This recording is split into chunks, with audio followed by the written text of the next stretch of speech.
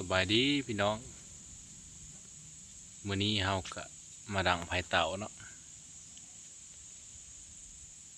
ดังไผ่เต่าถ่านกำลังชิติดพี่น้องเอ้ยนะมาคุมไผ่ก่อนดังมา3 มื้อแล้ว พอดังแล้วตอนค่ำเฮาไปดังเนาะตอนค่ำเฮาเมื่อบ้านนะเต่านี้มันอยู่ดงอยู่สวน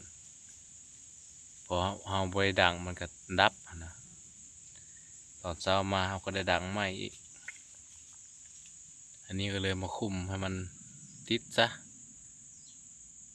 พื้นดังก็สิหมดแล้วเนาะคันเฮาเฮ็ดแนวนั้นปกติเต่าอันนี้ครับแม่นดังทั้งกลางเว้นกลางคืนก็สิประมาณคืนหนึ่งมื้อ2 มื้อก็ติดแล้วแต่อันนี้ฟาดไป3 มื้อแล้วพื้นดังกองท่วมหัวยังเหลือซ้ำนี้เลยนี่ฝากติดตามให้เด้อขอขอบใจ